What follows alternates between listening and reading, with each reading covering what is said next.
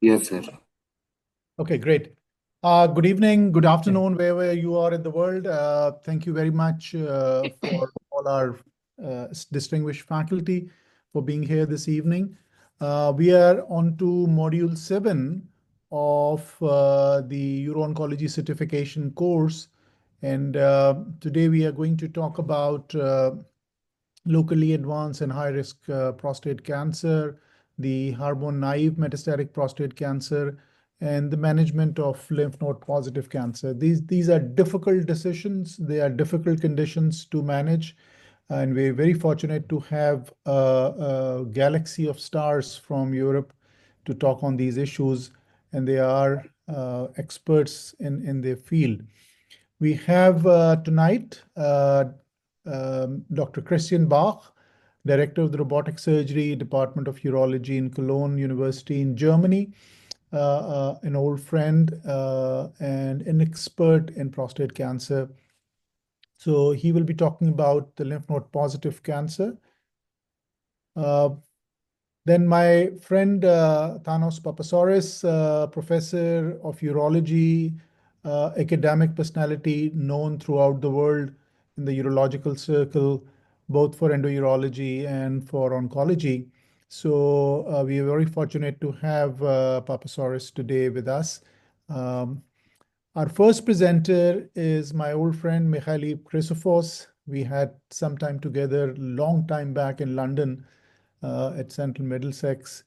And Mihaly Chrysopos is the professor of urology at the National and Kapodistrian University, chairman of the third unit in the department, and very fortunate to have him tonight. So we'll start off tonight with uh, Professor Chrysopos, and he is going to make his talk on high-risk prostate cancer. So, Michaeli, the screen is yours. Thank you very much. It's a real pleasure and great honor to participate in this course and to talk with you about the very high risk and locally advanced prostate cancer. Prostate cancer remains a critical health concern due to its potential for disease progression, metastasis, and mortality. Recent advancements have significantly enhanced the diagnosis and management of prostate cancer. These include the integration of updated diagnostic methods, refined staging systems, and the adoption of advanced imaging technologies such as multiparametric MRI and PSMA PET scans. Moreover, treatment strategies have increasingly become evidence-based, informed by data from landmark clinical trials. One of the key complexities in the management of prostate cancer lies in its varying biological behavior. Indolent cancers are usually low-grade, localized tumors that progress slowly and seldom lead to significant morbidity or mortality. In contrast, aggressive cancers are high-grade tumors with a markedly higher risk of metastasis and disease-related death. Risk stratification frameworks mainly include the EAU risk groups, taking into consideration parameters such as PSA levels, Gleason score, or ISAP. Sorry, Mihalis, we cannot see your slides. Can you share your screen? I'm Thanos. Hello. Hi. We haven't seen your slides. Please share your screen. Yes, okay. Yes.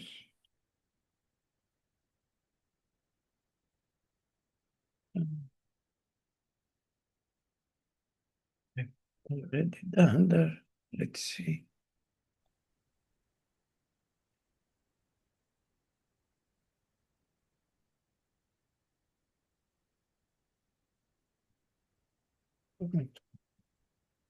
Can you see them now? No.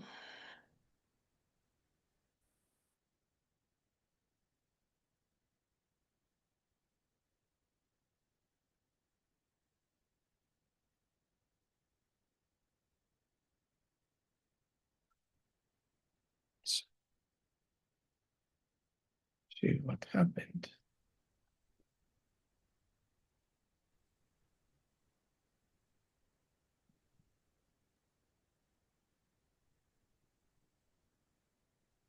You can see the share button in the middle, bottom in the middle. Κάτω στη μέση το share. Ναι, δεν το βλέπω τώρα. Δεν βλέπω καθόλου το... γιατί έκανα share προηγουμένως. Έτσι. Now.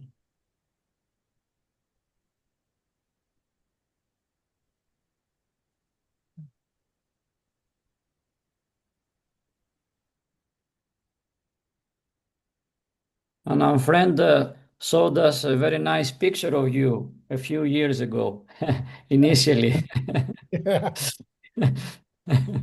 Michaeli, if you can probably log out and log in again, probably that will sort out the issue. Yeah. Yes, most probably. Correct.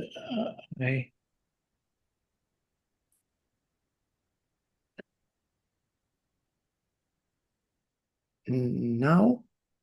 Yeah, we can see it Yes, now. yes, fine. Okay. Sorry for the trouble. So you can go from the beginning to make sure that no one has missed anything. No, it's fine. Okay. Actually, the risk stratification frameworks include the AU risk groups, taking into consideration parameters such as PSA levels, Gleason score, or ISO grade group, tumor T stage. Additional risk framework stratifications include the D'Amico risk classification, which uses PSA, Gleason score, and clinical T stage to group patients into low, intermediate, or high risk. The Cambridge prognostic groups, which update standard classifications using MRI findings and tumor volume, and categorize patients into 5 groups to refine predictions of disease progression. Also, the prostate-specific antigen-based stratification, which uses the PSA doubling time and velocity, offering additional insights into disease aggression and prognosis, and the NCCN guidelines that are solely used for the definition of very high-risk prostate cancer. According to the EU guidelines, high-risk prostate cancer is defined by the presence of any one of the following features: clinical stage larger than T2C, prostate-specific antigen, PSA more than 20 nanogram ml, and Gleason score 8 to 10, ISO grade group 4 or 5.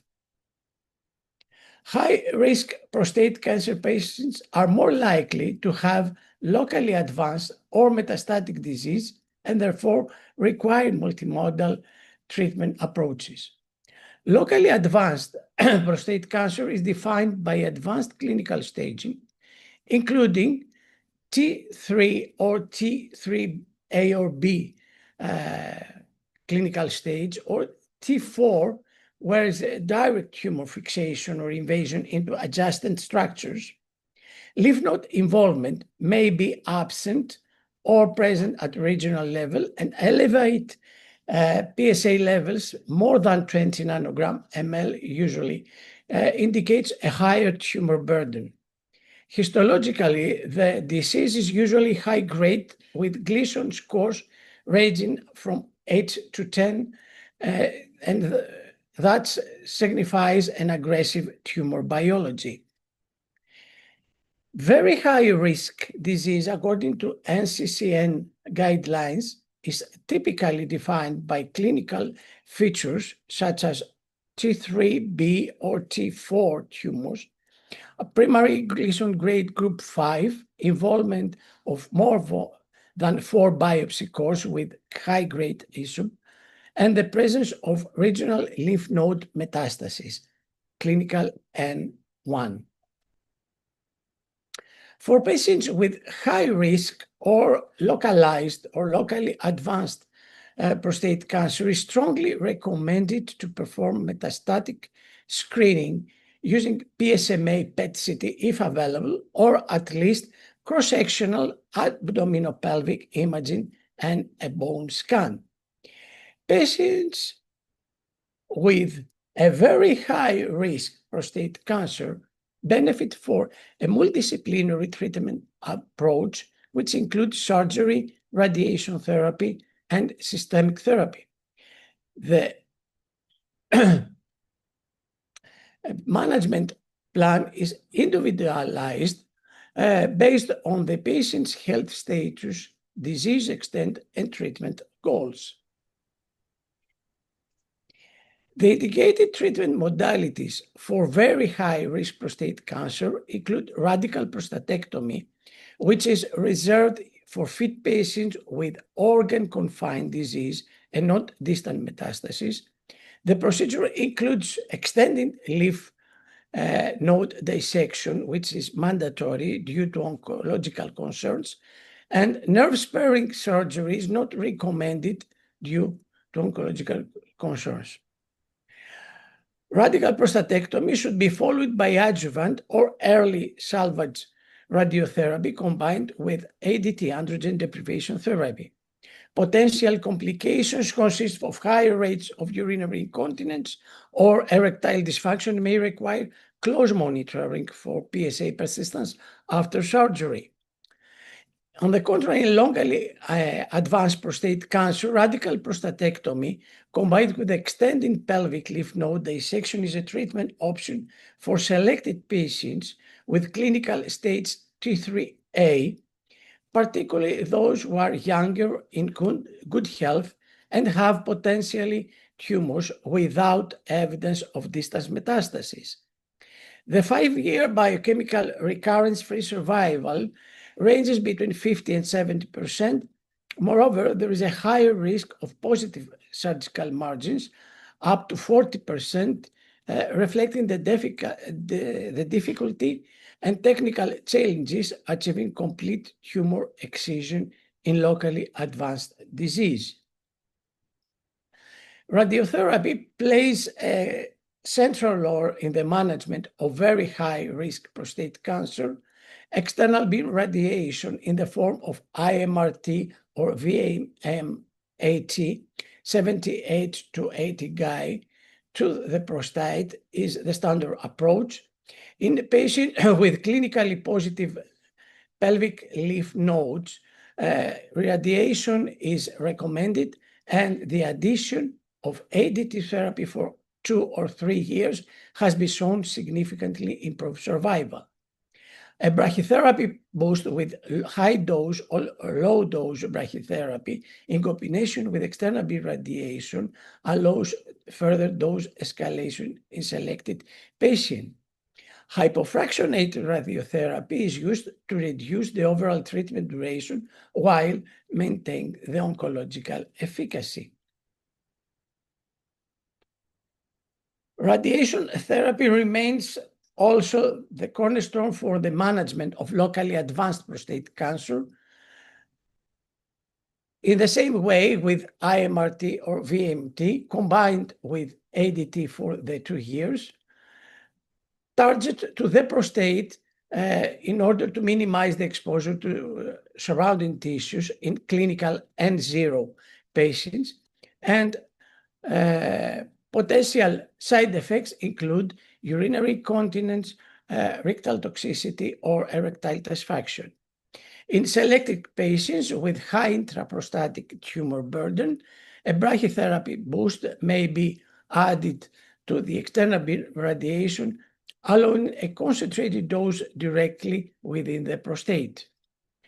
Clinical trial data have further supported the benefit of radiation-based strategies, and special SPCG7 trial demonstrating that combining external beam radiation with long-term ADT improves survival compared to ADT alone, and DART trial showed that dose-escalated radiotherapy with ADT offers better biochemical control. For patients with N0 prostate cancer.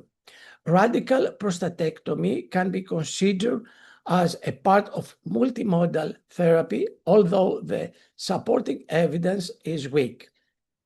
If lymph node dissection is planned, an extended pelvic lymph node dissection is strongly recommended.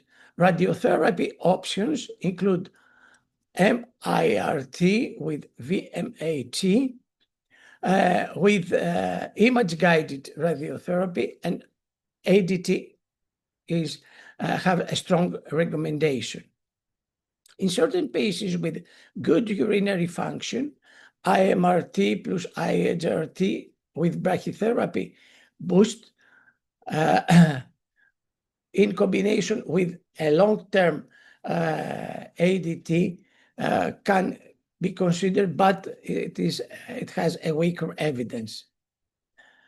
Long-term ADT also should be given for at least 2 years, and for high-risk N0, M0 patients can add for 2 years abiraterone to radiation, and ADT also is advised.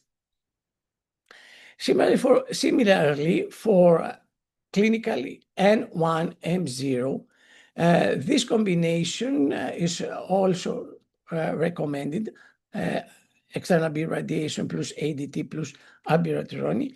And finally, whole gland or focal therapies are not advised. All recommendations rely and are based on conventional imaging with isotope bone scan and CT, MR, abdomen, and pelvis. Salvage surgery represents an important treatment consideration for patients with locally advanced prostate cancer who experience persistent recurrent disease following initial radiation therapy. However, is associated with a higher risk of complication compared to primary surgery, and this shows how difficult is and challenge to radiation-induced tissue changes. Systemic therapy with ADT remains the primary treatment modality using LH agonists or antagonists, and combined with bicalutamide, androgen blockade, for 24 up to 36 months. In addition to ADT, RPs, included apalutamide, enzalutamide, or abiraterone, have demonstrated significant benefits in delaying progression and metastasis in patients with very high-risk prostate cancer. For patients with high disease burden, it's advised and frequently administered chemotherapy with docetaxel, as STAMPEDE trial showed.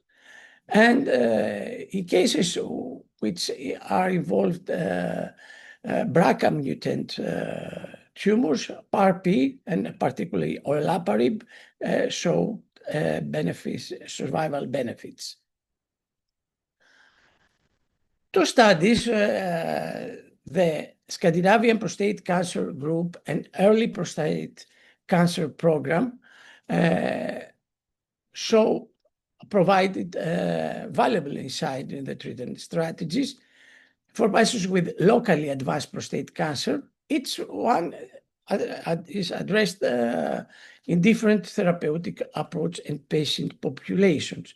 The SPG 15 trial is an ongoing trial compared to efficacy and safety of radical prostatectomy versus radiotherapy with locally advanced prostate cancer, and preliminary data showed that overall survival are comparable in between both arms. However, side effect profiles differ significantly. Radical prostatectomy is often associated with high rates of urinary incontinence and erectile dysfunction, while radiotherapy is more commonly linked to bowel dysfunction and radiation-related toxicity.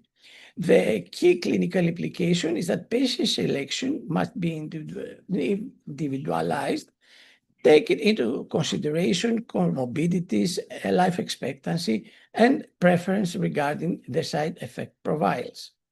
The EPC program evaluated the use of bicalutamide, and the findings suggest that progression-free survival was improved in certain groups, especially men who had a locally advanced disease, but they couldn't receive ADT, full ADT treatment, and those receiving radiotherapy.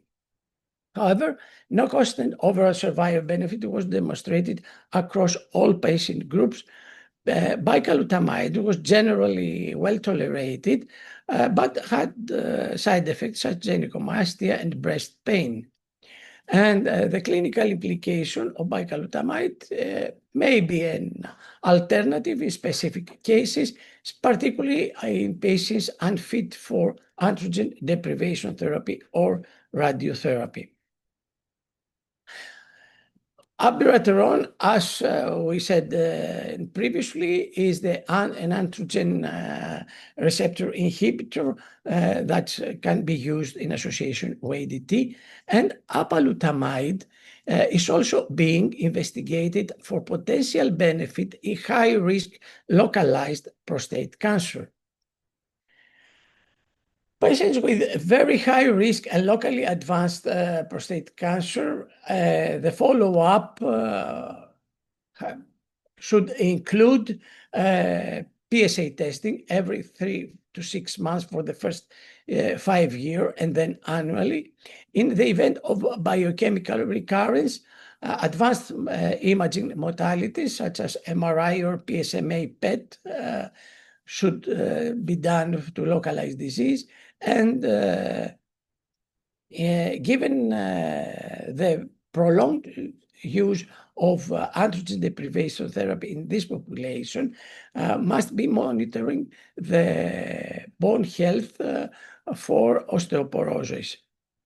Also, additionally, long-term survivorship must be addressed to the quality of life issues as sexual dysfunction, urinary incontinence, and psychological report.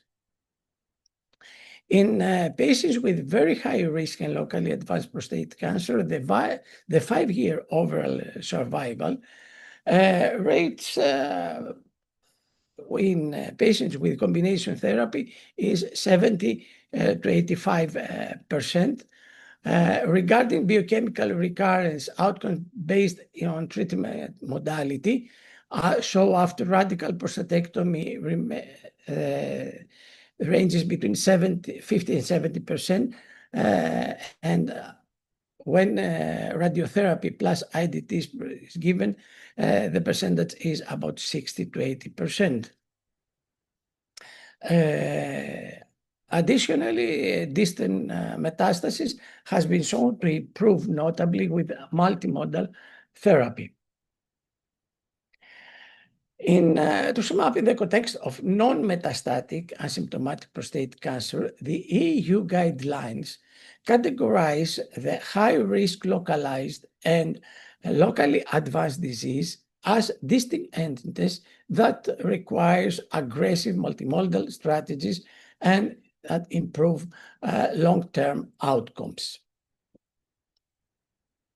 In 2024, the Advanced Prostate Cancer Census Conference addressed key aspects in the management of patients with advanced prostate cancer.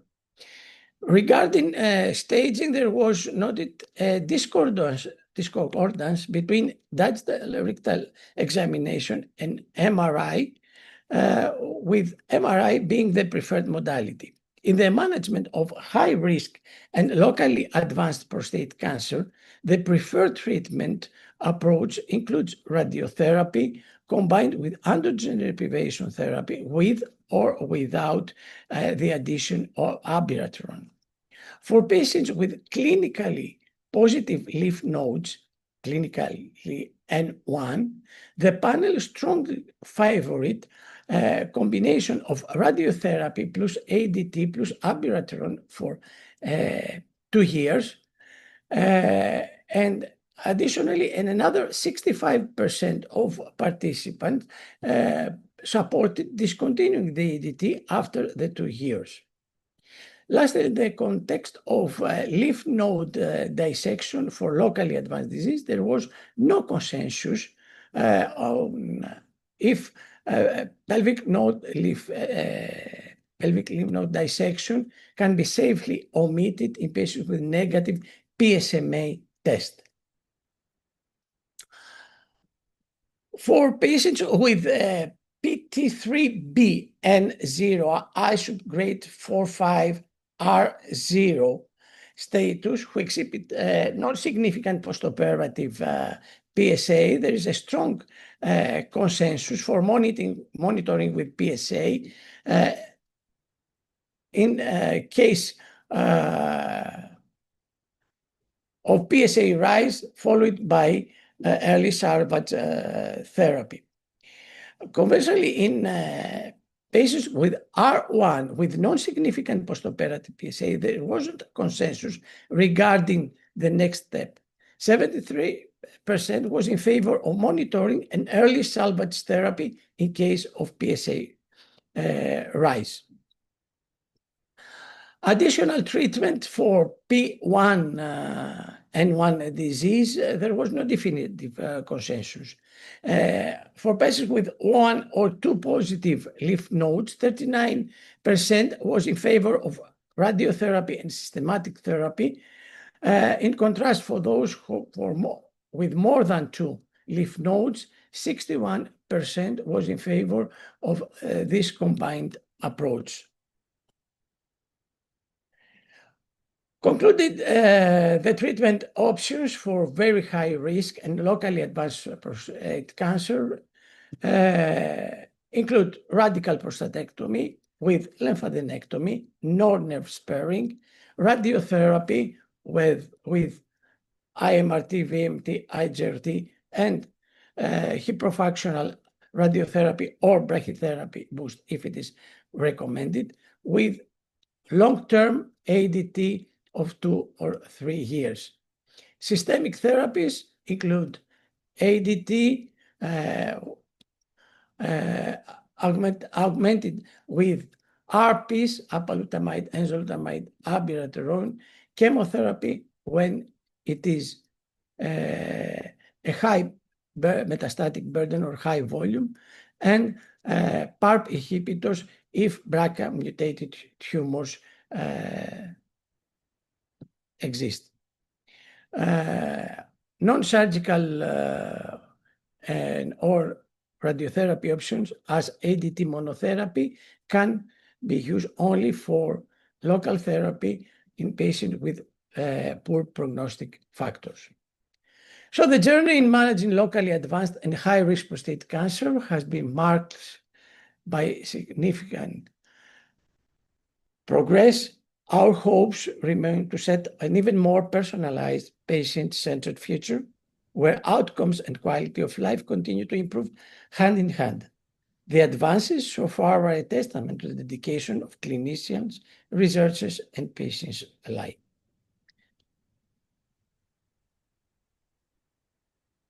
Thank you very much. Thank you very much, Professor Christophos. Very comprehensive presentation. You have covered almost all aspects of management of this rather difficult disease. So what's your practice? Do you do routine BRCA mutation analysis in these patients? Because it's a little difficult from our part of the world. So are there any clinical indicators which one can use in non-responders to consider PARP inhibitors in these patients? Thank you. Actually, in these patients, when we have non-responders and we then we have to seek about BRCA genes. And in case we have mutations, then with the help of oncologists to use olaparib and see how they could respond.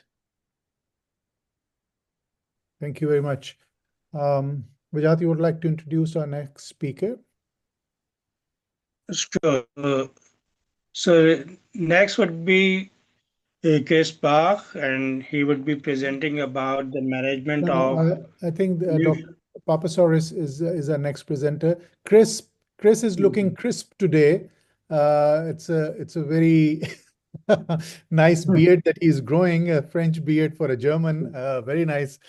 So I'm very fortunate to have tonight Professor Papasaurus. He doesn't require any introduction, known to the academic community of urology all across the world. So the screen is yours, Thanos.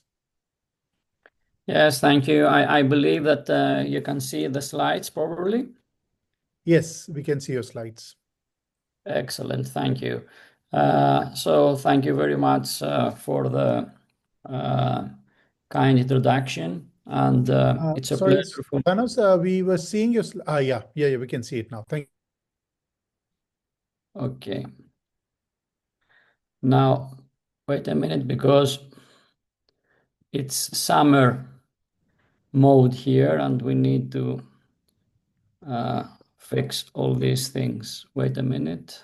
So I have to go previous slides. So it moves ahead, and we have to go backwards. Previous. So first of all, I would like to congratulate Professor Arthur, our friend Hamad, for organizing this very nice course. I've actually participated in the past in such courses, and it's always a real pleasure to be part of the faculty. So let's go the very beginning. Good. So I'm gonna stop sharing and try to share it again, because probably there's an issue here. Okay.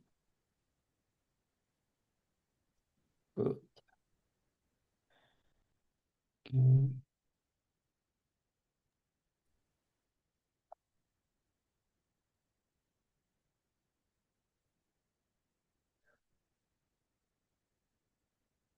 Okay, so up.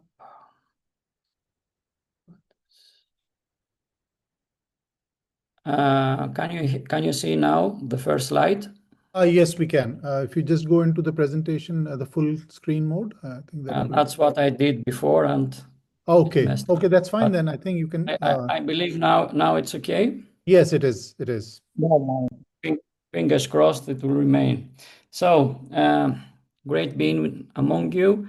Believe me, it's not easy to participate in the middle of summer, but whoever is online wants to actually grab the knowledge, and residents should take such opportunities to interact. And I want once again to congratulate Professor Arthur for the nice initiative. So the common knowledge is already available on the website and on the guidelines, but I would like to stress a few practical points regarding this topic. Interestingly, Professor Arthur becomes nicer and smarter as he gets older, so the new pictures and his live view is extraordinary. So he needs to share his secret with us. And what I will share with you is my interest in prostate in general. 25 years ago, my Master of Science was in BPH, and actually we did some studies with a professor on pathobiochemistry regarding the mitogen-activated prostate kinase signaling. And all these years have more than 40 publications regarding prostate cancer in PubMed. Nearly 20 years ago, we proposed a very nice pathway regarding this mitogen-activated prostate kinase network, and it was very interesting because there were several approaches from companies, but always with theory, it's not easy to get into clinical practice. What was nice was 20 years ago that we wrote a very nice review article regarding hormone refractory prostate cancer. And actually, that was the initial term, but now it has been replaced by castration resistant or castration refractory prostate cancer. And this is because actually still the androgen receptor pathway is active. And that's why we still give ADT, we still give LH, RH agonist or antagonist, regardless of the fact that the disease progresses to the castration-resistant status. And we proposed two mechanisms that still are in the theories, bypassing the androgen receptor pathway and adapting the androgen receptor pathway. And now you're gonna see and read about the term androgen receptor pathway inhibitors. It's the new term for antiandrogens, enza, APA, daro, lutamide.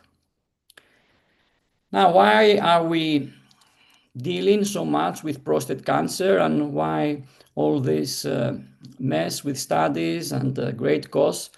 It's because with aging of the disease, more and more patients will suffer, and actually it will be a chronic disease where we'll have several ways to interfere in the natural course of the disease. And mostly the trend is to bring everything more early.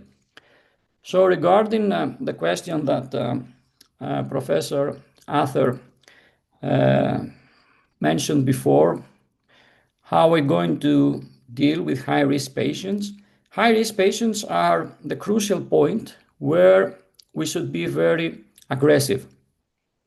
And that's why now, even with localized disease, high-risk disease, there are studies that apply the new antiandrogens, because it has been demonstrated that in high-risk patients, even after radical prostatectomy, if you give them for a term of 6 to 12 months the new antiandrogens, the risk of biochemical recurrence would be less.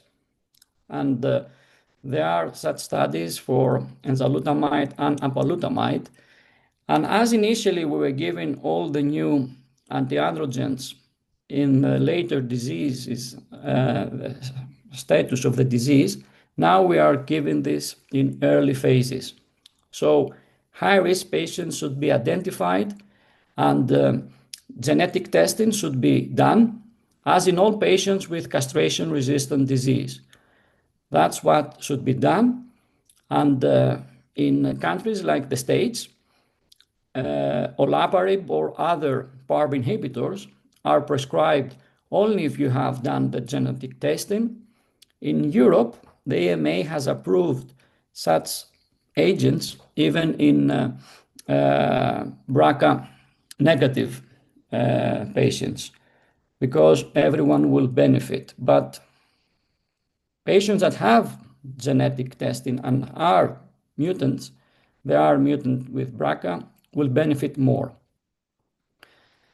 The thing is actually to be able to involve all specialities, and I'm talking about not only urologists, but also medical oncologists, even radiotherapy oncologists, and other parts of the system to deliver the best treatment modality. And the MDT meetings, as we all know from our experience in the UK, Christian, myself, Michael, and Hamad have worked in the UK. The MDT is mandatory from the diagnosis and actually till the late stages of the disease. Everything is through the MDT pathways. This is not easy in countries like Greece and also in Pakistan, but the more we urologists know about the disease, the easier we can think in an MDT approach. And this practically means that maybe you're going to call in a difficult case a more experienced urologist, or you can call a fellow medical oncologist. But don't just rely on one specialty, because we need to take advantage of current knowledge and guidelines from all specialties. And for example, the fact that we are treating patients that are older means that we need to be aware of their comorbidities. We need to be aware of the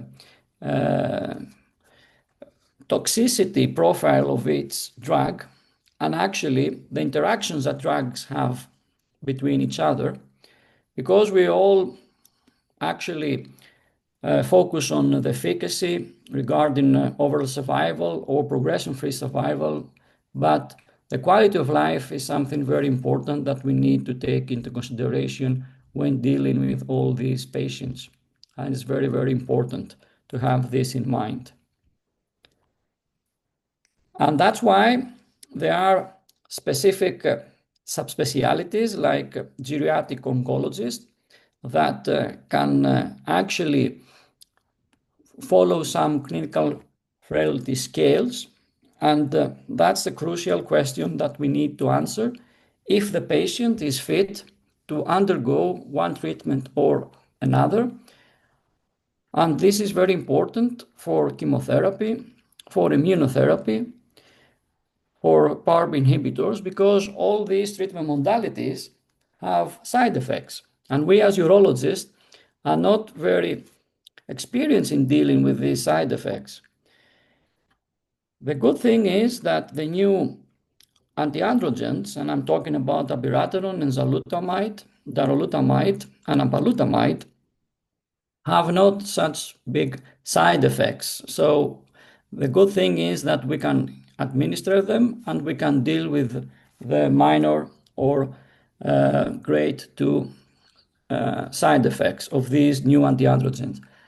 And for me, the need to refer a patient to a medical oncologist is only if the patient needs to take chemotherapy or a PARP inhibitor immunotherapy. So that means that we as urologists should be able to diagnose the disease and treat patients until such treatments are needed, chemotherapy or immunotherapy, and that's when we can refer them to medical oncologists. Of course, there are different systems in different countries. For example, not all urologists in all countries can give the novel antiandrogens, but the trend is for us to be involved in later and later stages of the disease. The good thing with the EAU guidelines is that they are updated every year, and as you can see from the organizations that are involved, they actually will demonstrate the trends in other also specialities like estro, that it's the radiation oncologist. So it's very important to have a look through these guidelines because they are very comprehensive. And in contrast with the NCCN guidelines that are more simplified with algorithms, these guidelines have a better understanding of the new trends, and there are nice small texts that follow the guidelines. with the recommendations and the level of evidence. So I'll briefly go through a few issues that have been changed the last year, and I'll end up with the metastatic hormone-sensitive status. So we have to actually be able to differentiate familial from hereditary prostate cancer, and this has to do with the number of first-degree relatives with the disease, and also, very importantly, the age of diagnosis. If the age is less than 55, it's very important to check the patient for hereditary prostate cancer.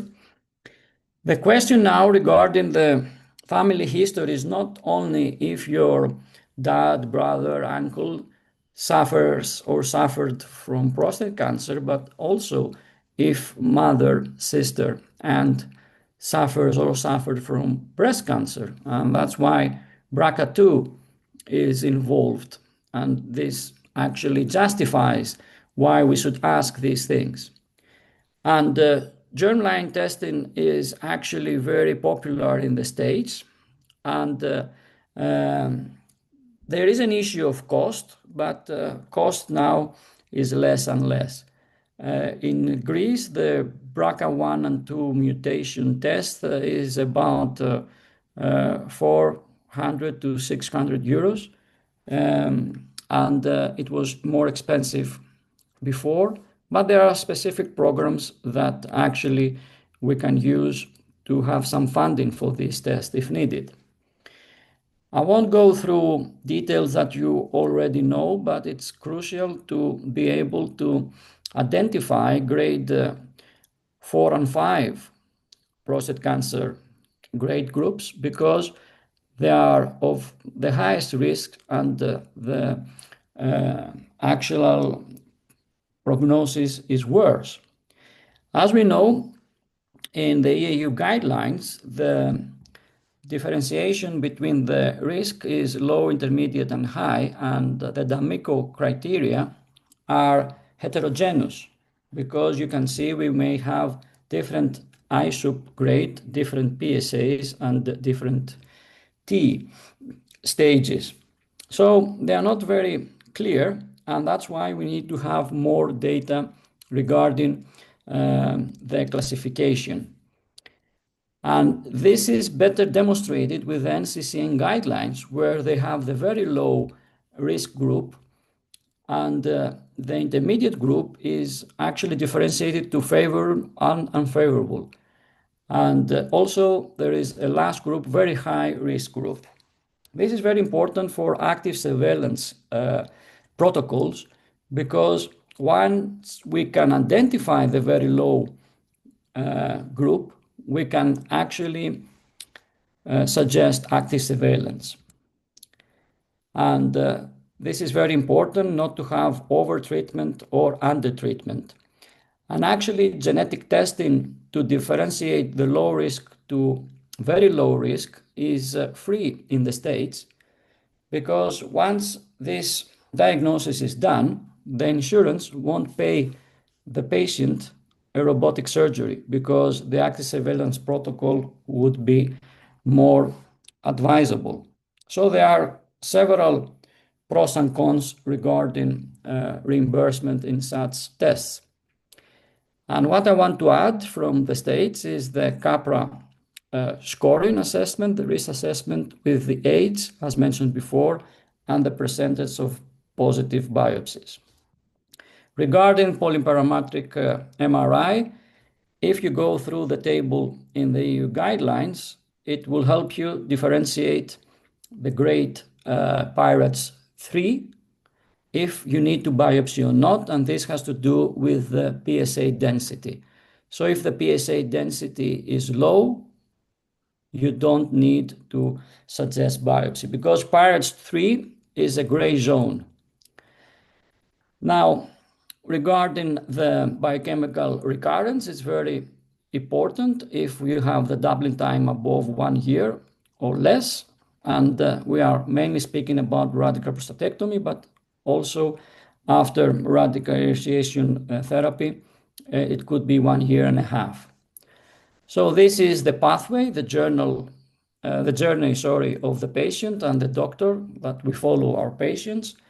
And we may have the metastatic hormone sensitive or castration sensitive states where actually it's not so often to have the de novo disease.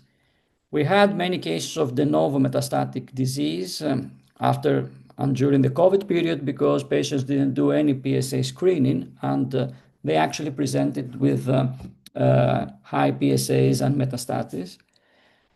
But if we follow up patients from localized disease and treatment, then we have the metachronous metastatic status. An additional stage is the oligometastatic disease, which can be prior to the metastatic or after the non-metastatic castration-resistant disease. So it's good to know that we are trying to differentiate the metastatic disease to oligometastatic and polymetastatic because in the state of oligometastatic disease, metastatic directed treatment may have some suggestions to be used. And it's very important if patients are symptomatic or asymptomatic. So for me, patients that are symptomatic and suffer from the last metastatic castration-resistant disease, the potentially lethal disease, these are patients that their medical oncologist should treat because also palliative treatment should be given. Now, from studies regarding this pool of patients with metastatic castration-sensitive disease, we have the criteria of high and low volume. And actually, low volume disease could be the oligometastatic disease, but this still is not determined. So we have the charted and the latitude criteria.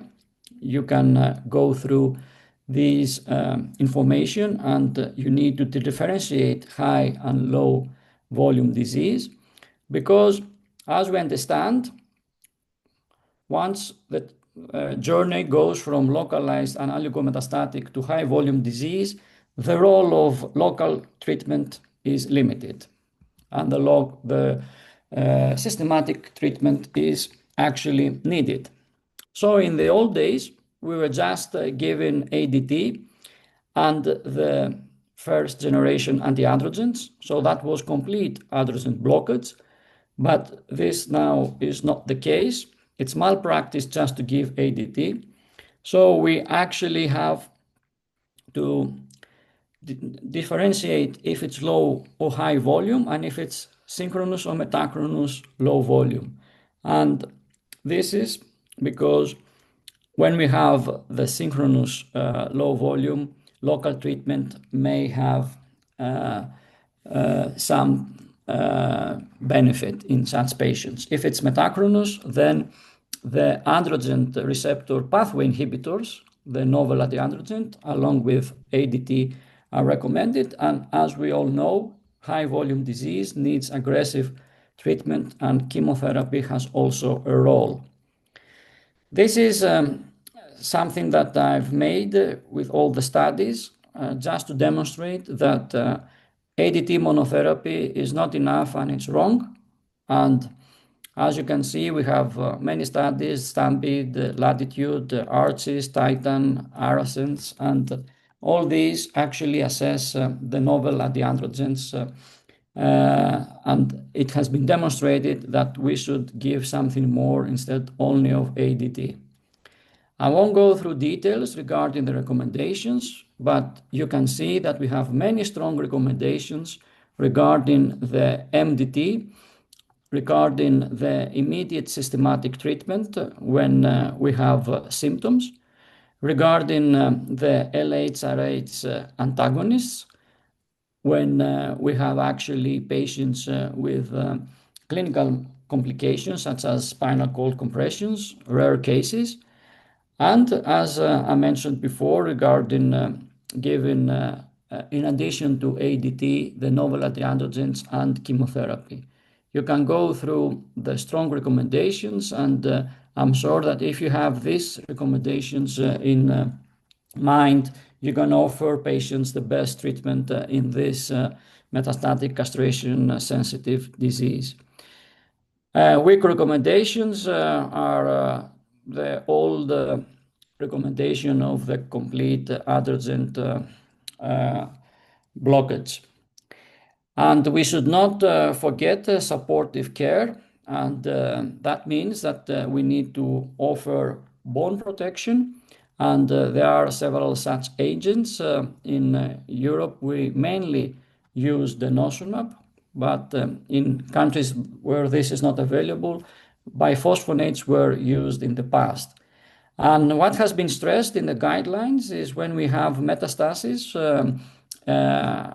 in the bones, we need to have also DEXA scans to be able to understand the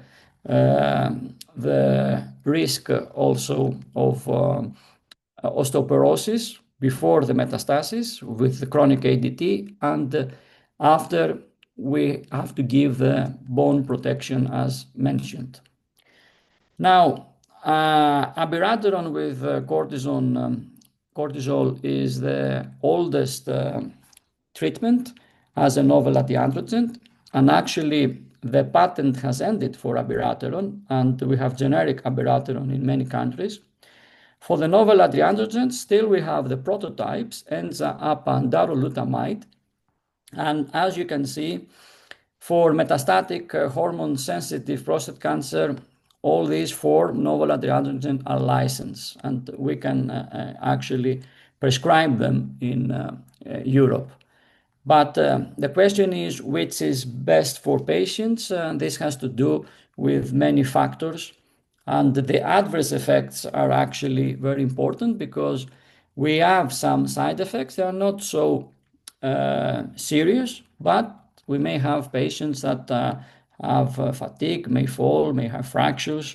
And it's very important in elderly persons to be aware of the cognitive memory impairment and some cardiac side effects. In general, the newest novel antiandrogen, darolutamide, seems to be the safest.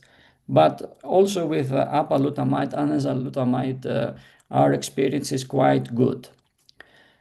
So once we want to have our tailored approach to metastatic castration-sensitive or hormone-sensitive prostate cancer, we need to be aware if we have favorable or adverse predictive factors, and that has to do with the volume of disease, with PSA nadir, and also with mutations. If you are able to do the genetic testing, it will give you some prognostic factors, and you can actually be more aggressive in cases of patients that are carriers of gene mutations. So actually, to conclude, the key to the successful treatment of this state of the disease and in general of prostate cancer is to work as a team, and that's why you should feel free to actually collaborate with the experts, and all the guidelines are clear, and I'm sure that you can deliver the best for your patients. So I'm on time, and thanks a lot again for the kind invitation. And hopefully, thanks, Prof. Thanks. we're gonna meet in Edinburgh during SIU Congress, hopefully. Thanks, Prof. So this sets the stage nicely for high-risk prostate cancer, and I can see in the chat box there is a lot of interest, especially regarding locally advanced and load-positive prostate cancer. So next would be our esteemed speaker, Dr. Christian Bach. He is the head of robotic surgery at Cologne University, Germany, and I had the pleasure of meeting him a couple of times here in Pakistan. So, Chris, over to you. Hello, good evening, I can say. I hope sound quality is okay. Can you give me a feedback, please? Quite good. We can hear you loud and clear. Wonderful. So then, hello to my friends in Pakistan, in Greece, and I think that's it. Pakistan and Greece. Here in Germany, it is actually pretty hot, but I guess not as hot as in your countries. And I must say that I'm honored and very pleased to be invited here. And I think Professor Asa is doing a fantastic job of putting this together and motivating everybody to take part. I will talk about lymph node positive disease after radical prostatectomy, and I'm going to try to share my slides with you. Start from first slide. So this is my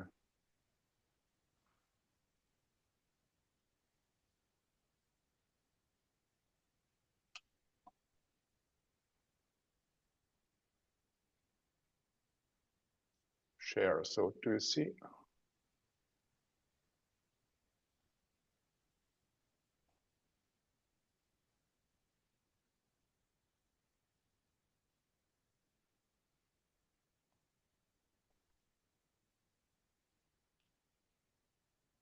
Okay, there's a security thing. I need to do some log in here.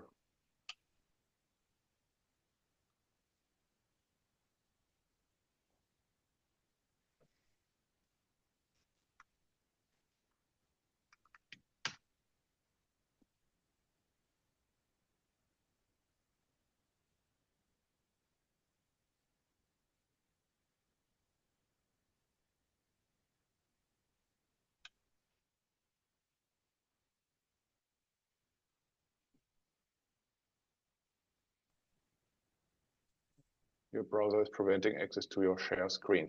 Great.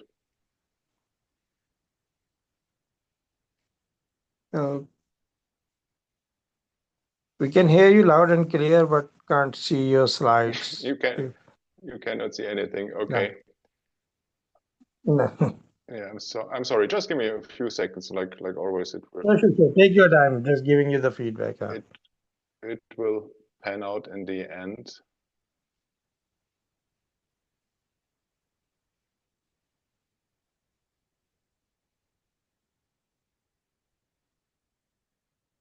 Okay, I think I need to use another browser actually. This is what happens if you have your security measures on your computer too high. It prevents you from using the Maybe you can consider sharing it via your functions. mobile device, if possible. Oh, I think it would be even more tricky for me, but I will just use another browser and then I should be back online in a second.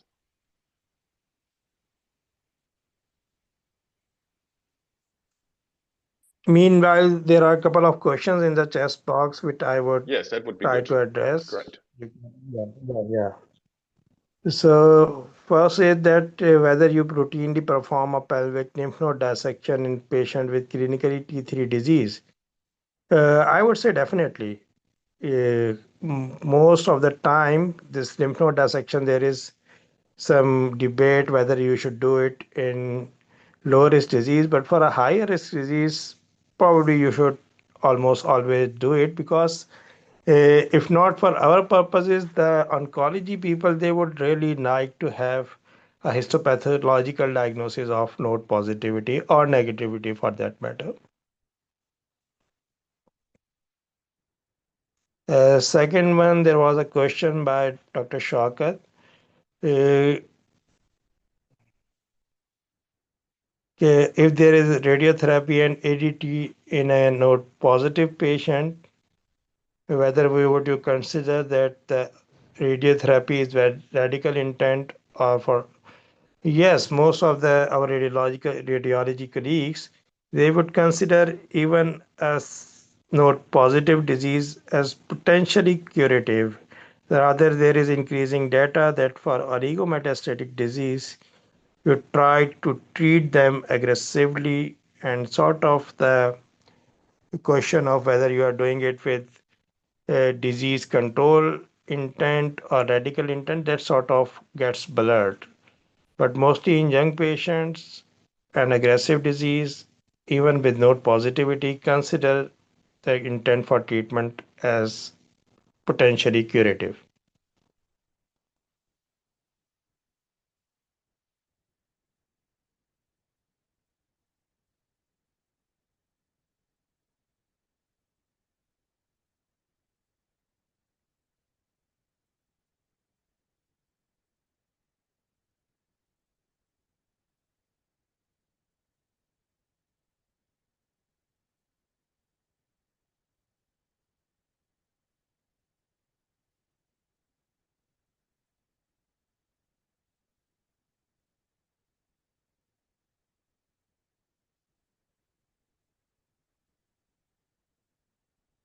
There is one question regarding from an earlier session that if you have a nodule on DRE and PSA is not very much, and if you wait for a while rather than doing something sort of watchful waiting, whether we should consider it not, I would say probably yes.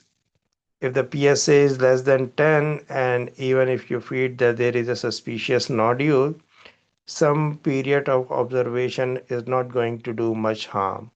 The only significant difference in that scenario would be a small cell carcinoma or something like this, an aberrant histopathology, which would show a negative PSA and a suspicious nodule. That would be the only thing you might be concerned about. Otherwise, for a patient who had some suspicious nodule and PSA in a lower range, some period of observation is quite okay.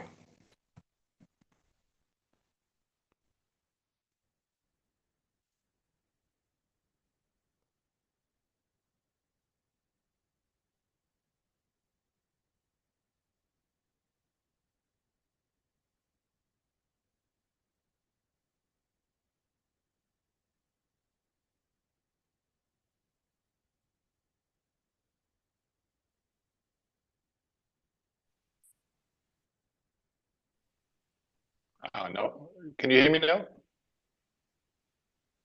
Yes, yes, we can hear you loud and clear. Okay, that's Yes. already a step forward, and I'm so sorry. If I cannot share my slides, I will just do it without slides. That is the other option. Is the file too heavy, Dr. Basher? Do you think you can email to Wajahat and we can try an opening on our end? Yes. Yes, I would Yeah, share your my email in the box if that would be a possible. good. That would be a good If idea. possible, you But can just share some link, even yeah, if it is heavy. I'm on my PC and I can. I'll try once again. Oh, sure. Take your time and consider emailing the link. Meanwhile, I can open it. Yes. That is a bit sad.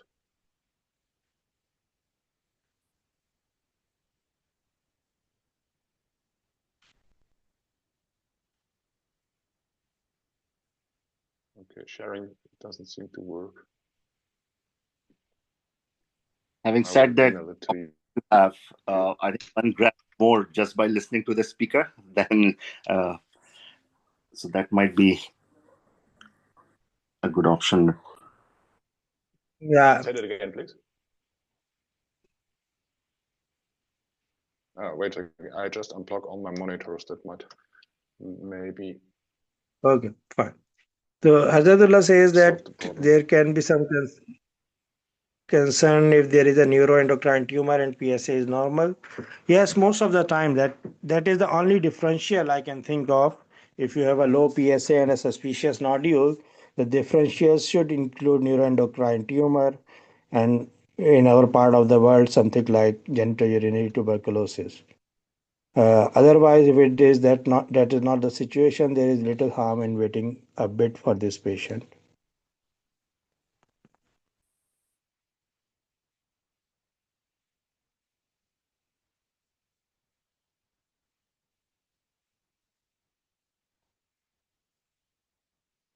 I'm still working on it, so please bear with me.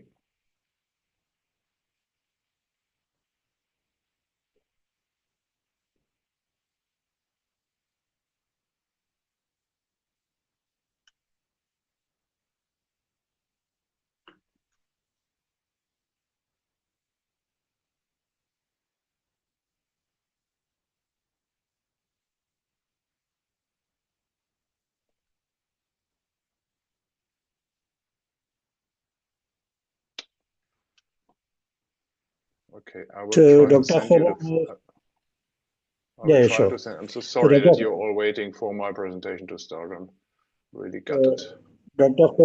Khurram has rightly mentioned that in this situation, always consider biopsy first. Very rightly, sir. Dr. Khurram, you would like to comment further about it? No, thank you, Wajahat. I think the message for positive DRE in a fit patient who is at high risk of prostate cancer or who is at risk of prostate cancer, he should be offered a biopsy. In the meantime, you can also gather some more information with an MPMRI to convince yourself for a biopsy in those patients who have a very low PSA.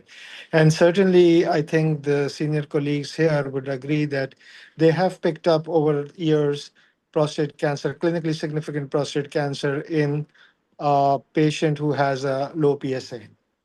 This is just my thought on it. Definitely, definitely. Yeah. Dr. Khurram, one thing is some people ask about the node positive disease, whether the intent should be curative in that scenario or not. Your thoughts on it? So in the era of PSMA, you are reasonably very sure that whether the lymph node dissection you're offering will offer any survival benefit to the patient or not. So all our clinically significant positive lymph nodes, we would do a PSMA scan. And if the PSMA is positive, then we would kind of, rely on radiation as our primary treatment option. Now, if we pick up lymph node positive disease on dissection, I think I would take away from Chris's talk because that is coming up. And I think we should wait for the answer to this question at the end of this talk. Do you have an email address for me which I can send it to? Yeah, I sent you azizwajahat@gmail.com. I sent you in the You send chat it by, box. Yeah. did you send it by In the chat? chat In the box. chat box. Yeah. It's Okay. Okay. azizwajahat@gmail.com if you. Yeah. Uh, Yes, I see it there. Great. yeah. Yeah. Eh, yeah, Dr. Khurram, in that situation, but the first question would be whether to do a lymph node dissection or not. Probably most of the time you should, Yes, yes. Oh, even if yes, not of for. course. Yeah. Of course, of course. If Yeah. you are there, you have to do a lymph node dissection. Only in Yeah. very Yeah. low risk patients you can omit lymph node dissection. But anywhere where you have more than 5% chance of having a lymph node positive disease, a standard lymph node dissection should be performed as a part of radical prostatectomy. Exactly. Yeah. So, Chris, maybe while sharing, you Yeah. can run your slides yourself and we can listen Yes, to you. Yeah. I sent it, so it should arrive Yeah. every minute. So, but I think I will start anyway, not Yes. to Probably. Yeah. use up your Yeah. Probably you can start. time too Meanwhile, I will, much. as soon And as I I think receive. exactly. Yeah. Okay. I would So share it. Sure. yeah. So I bring it up on my screen at least. So once again, um, uh, to lay a bit, give you a bit the background and to lay the field that traditionally lymph node metastasis have been seen as a very poor sign of the disease, and patients with lymph node metastases were thought to have a uniformly poor prognosis. And as Thanos alluded on earlier, there has been a shift, and there has been the introduction of the so-called oligometastatic disease, which is significantly different from a systemic disease. This is thought to be a disease which can be cured by local measures, be it surgery or radiotherapy. And the definition is not uniformly the same. Mostly it's about less than 5 lymph node metastasis or bone metastasis without visceral metastasis. So that is a significant change in the way of looking at lymph node positive prostate cancer.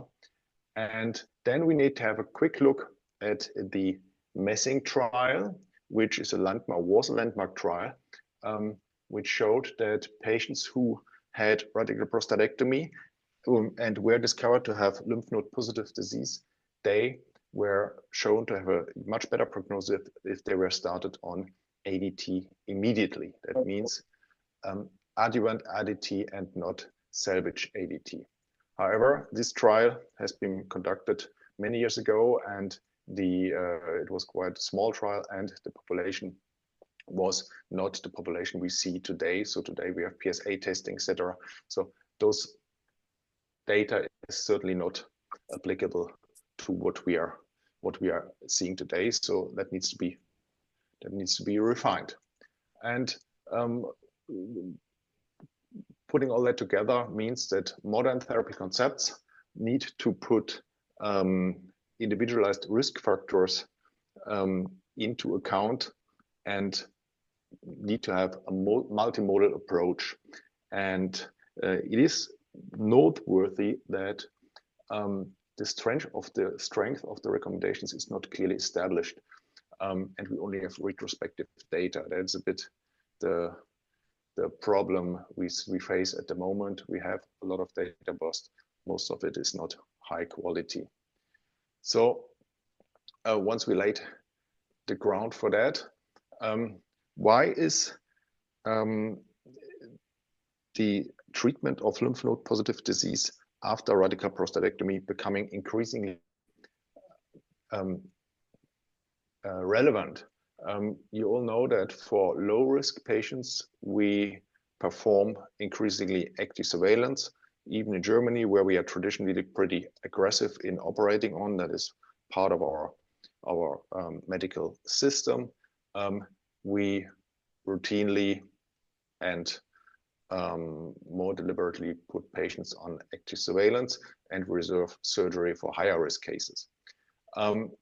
I heard with one ear whilst I was clicking on my computer that you were talking about extended pelvic lymph node dissection. And to me, it is more or less clear that patients who have the indication for a lymph node dissection will receive an extended lymph node dissection.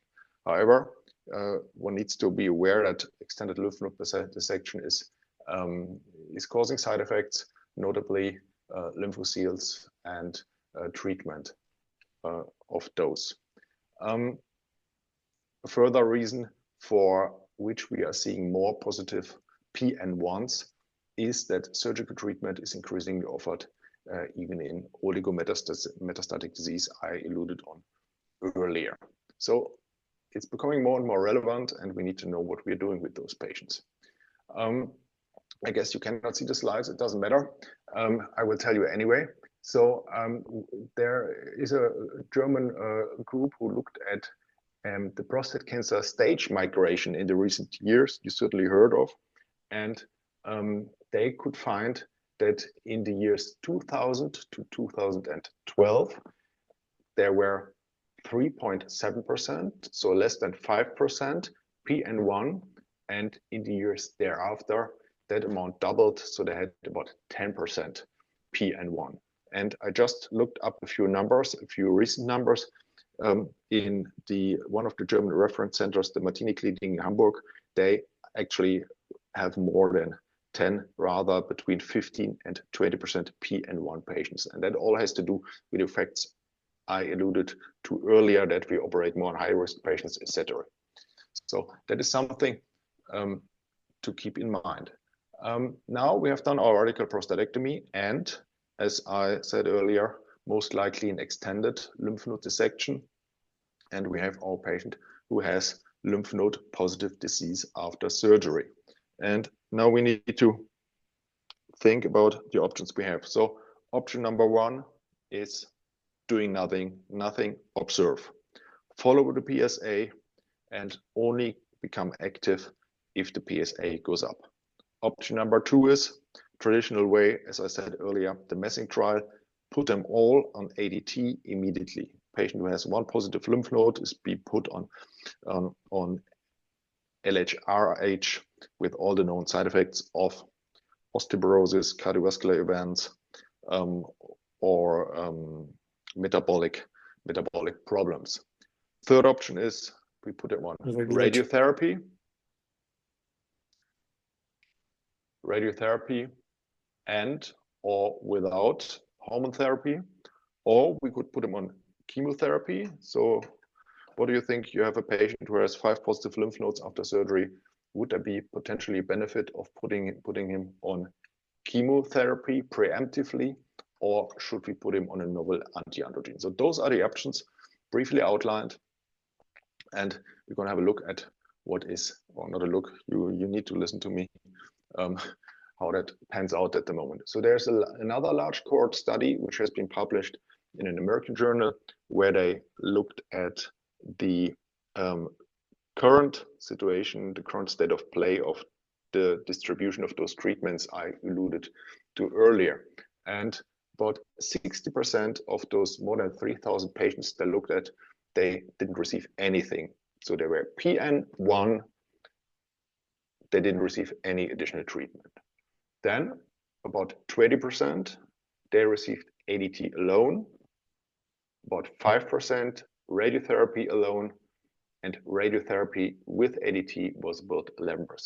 So to understand or to keep in mind, to note is that about 60% did not receive anything. To me, that sounds a bit high. So most likely the majority of those patients, or more of those patients who didn't receive anything, they would have been well off receiving an additional treatment. In order to find the best treatment option for those patients, we need to be aware what is the natural history of the disease. And everybody should think about those patients he has seen now and try to think what he thinks is the natural history of the disease.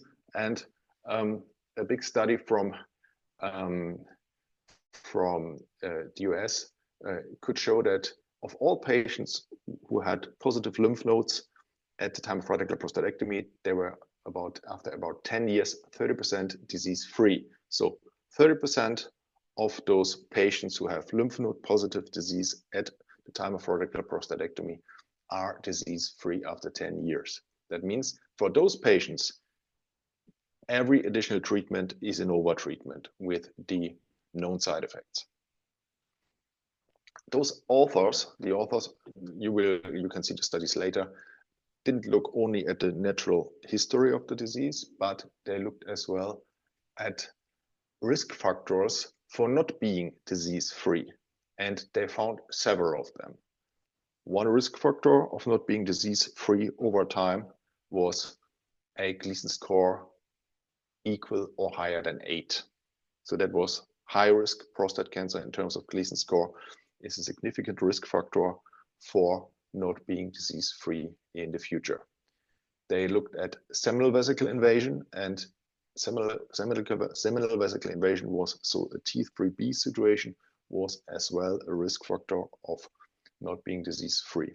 And they looked at the lower number of positive lymph nodes, and they could stratify between those patients who had 1 or 2 positive lymph nodes or 3 or more. And the cutoff was really 2. So if you have a patient who has after surgery 1 or 2 positive lymph nodes, he's going to do much better than a patient who has 3 or more positive lymph nodes.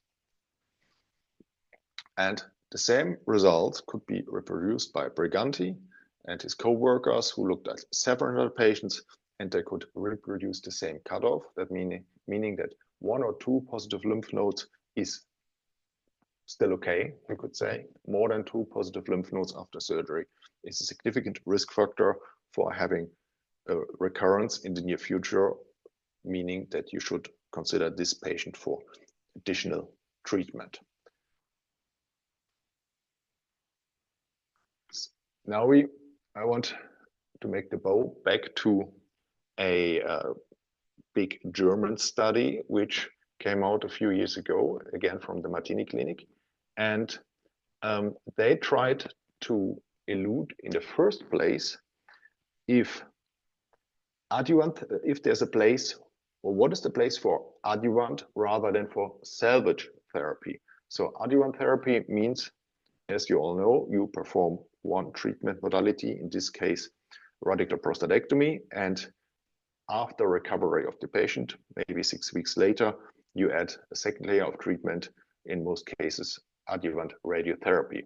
The other option is to say, okay, I let you recover, I take your PSA values and I will treat you once your PSA rises to a critical threshold and we have evidence of recurrence according to our definitions, then you will get radiotherapy. And for the majority of patients, this salvage treatment approach is certainly right, because with that you can spare unnecessary treatment. But there is a subset of patients, and those are with very high risk features, again Gleason 8 or higher, patients with more than 2 or more positive lymph nodes, T3B disease. They are most likely to benefit from adjuvant rather than from salvage treatment. And in the second study, they alluded again to the number of lymph nodes where adjuvant treatment does make sense, and they came out with the number of 1 to 3 is still okay, and 4 or more does merit immediate adjuvant treatment. So if we want to give our patient an additional treatment, let's say your patient has 2 positive lymph nodes or 3 positive lymph nodes, he has a T3B disease, he has a Gleason 8 with positive surgical margins, so you would most likely be inclined to give him additional radiotherapy because he has positive surgical margins. You want to irradiate the prostatic fossa, and because he has positive lymph nodes, you want to irradiate the whole pelvis in order to give this patient the best chance of being disease-free in future. Will you give him additional ADT or not? This question has not been solved entirely yet.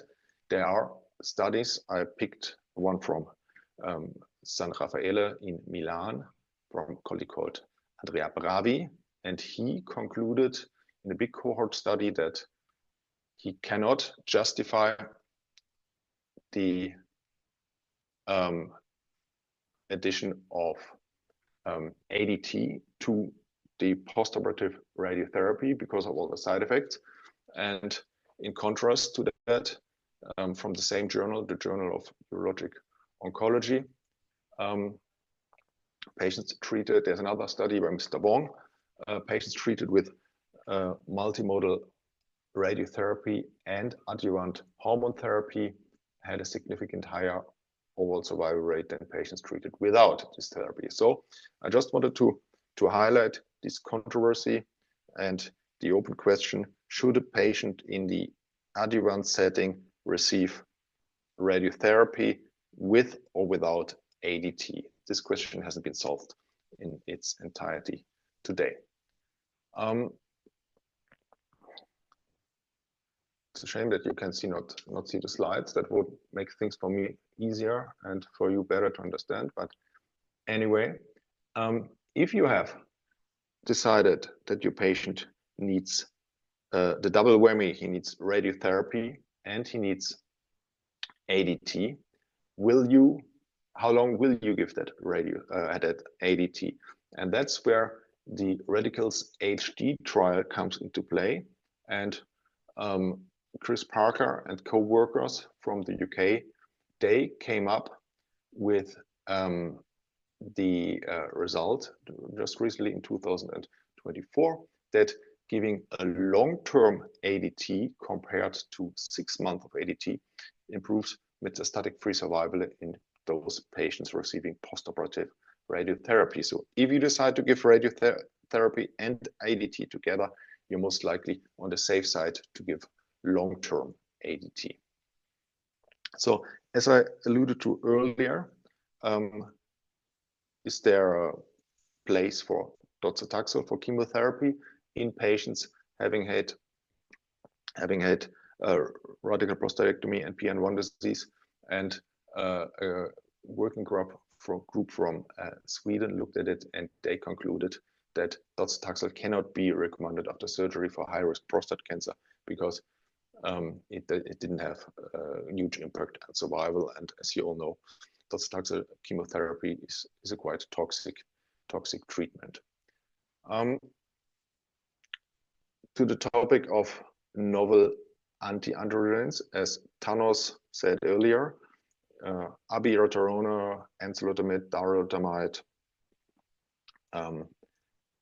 which is there a place for them, adding them to your hormone therapy? And there are two studies I want to highlight which are looking into that. One is the DAZZLE HiCap trial.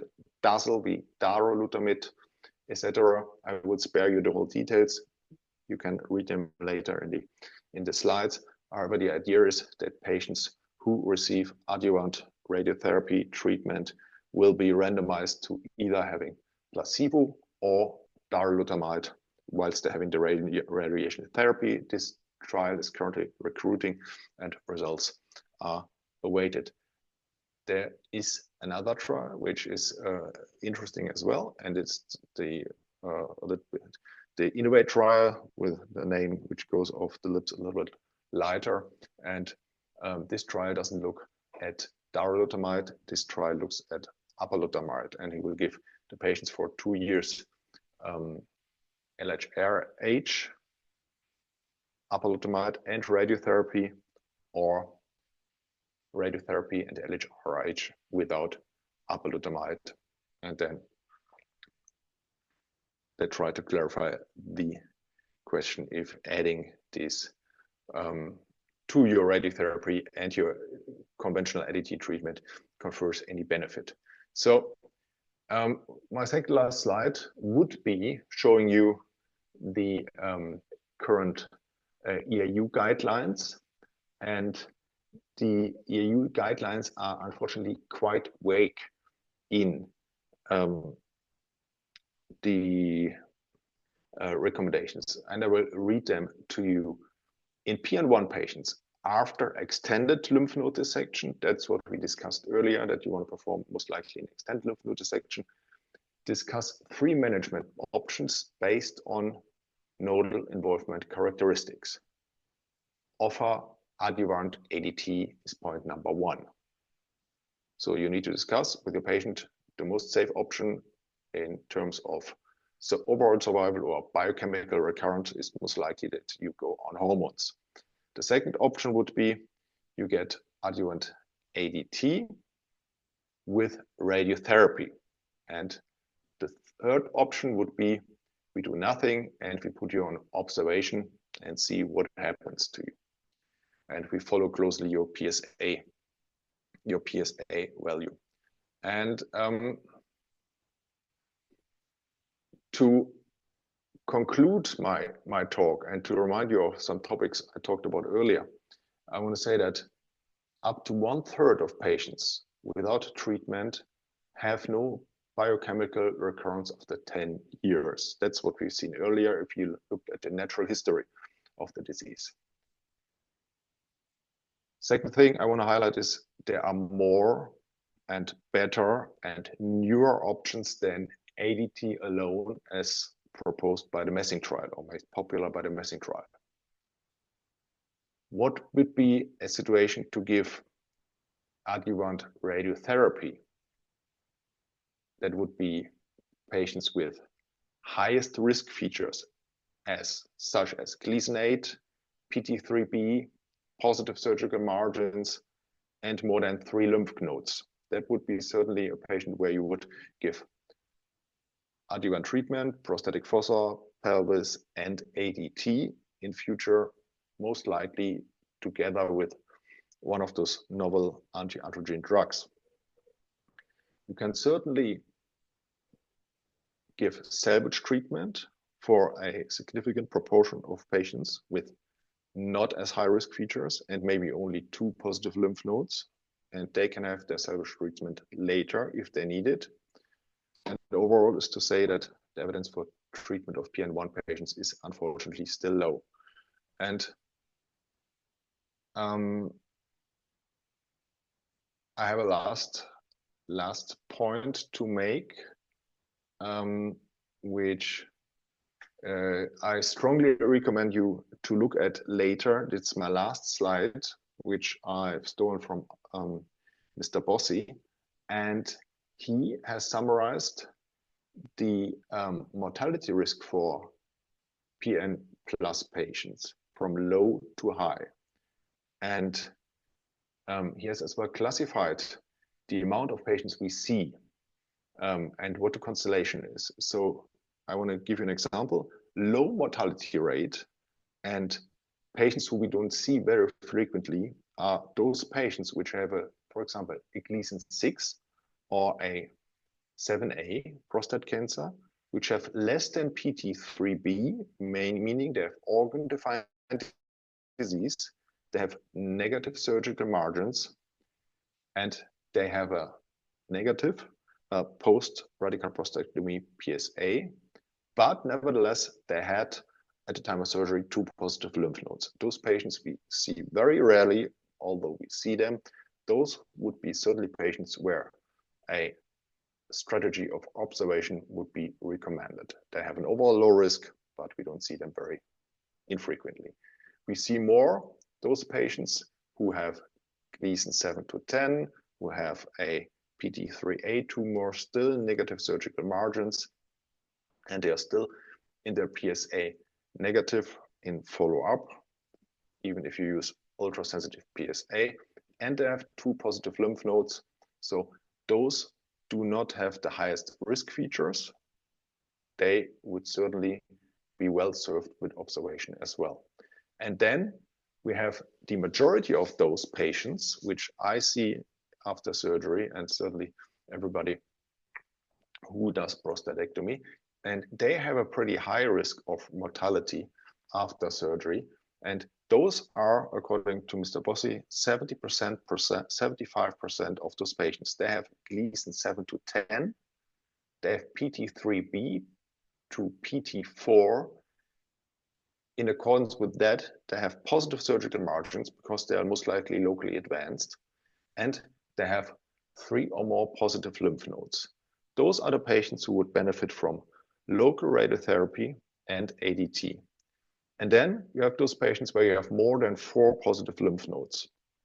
They are not seen so frequently, especially as we have new imaging modalities available like PSMA PET scan. So we do not operate on those 4 patients in the first place.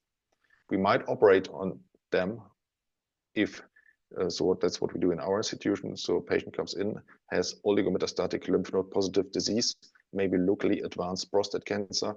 He gets neoadjuvant treatment with apalutamide and LHRH. And then after 6 months, we look at the MRI scan. And if the prostate cancer has shrunk and the PSA has significantly declined as we expected, we would perform prostatectomy. But if you have patients who have more than positive lymph nodes and they have a very high risk of mortality, therefore they would be well suited to go on immediate systemic treatment with ADT plus minus a additional anti-androgen. So I came to the end now, and again, I'm very sorry. Are there any questions?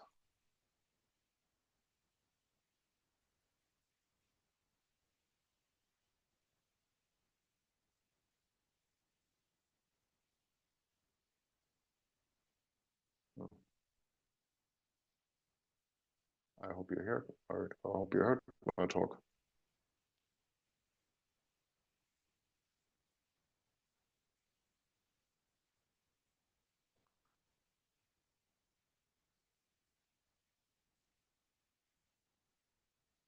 there still anybody there?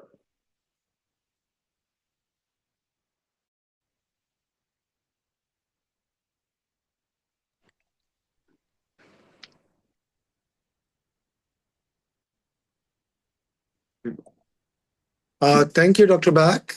Can you hear me? Yes. Yeah. Is there any role of like genomic testing in these patients where your decision making is kind of, on the edge or in the gray zone to predict the aggressive? Yeah. No, in my institution, not immediately. Genomic testing comes into play when we are looking at the relevance of PARP inhibitors. But in this setting, where we want to decide for the best post-operative treatment in those patients, we don't perform genomic testing.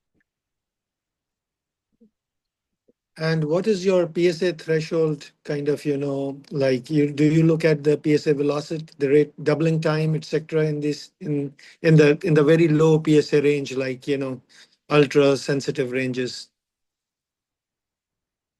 Yeah, that's a good question. We are confronted with every day. Do we use official cutoffs, meaning more than 0.2, to call it a recurrent prostate cancer, or do we act earlier? I think the trend has become to act earlier with the ultra-sensitive PSA era. And if the PSA doubling time is under 9 months and you have 2 or 3 consecutive rises, you might want to proceed to salvage therapy much freer than you would have done that in earlier times, where you wanted to have a cutoff, the straight cutoff at 0.2 nanocron per milliliter. Thank you very much. Thank you.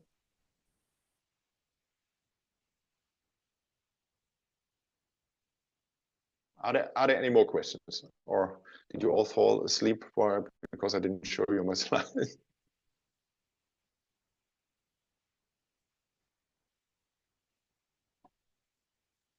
Oh, thank you very much. So the hosts have requested me to close. My name is Dr. Khurram Siddiqui. I'm a urologist, basically uro-oncology practice in Oman, Muscat. Hope to see you someday hope to see you all in Muscat soon. We have a annual conference coming up in November with association with the Arab Urology Association. So it's a big meeting of 7-8 countries, or more than 7-8 countries hosting a single meeting together. So thank you very much, all the presenters. I think our participants have immensely benefited from the contributions. And regarding the slides, I think you made an excellent job without the slides even. Kudos to you. I think we all followed each and every word which you said, even better than if they were assisted by slides. Thank you. Thank you. It was a pleasure to contribute, and hope to see you all soon again.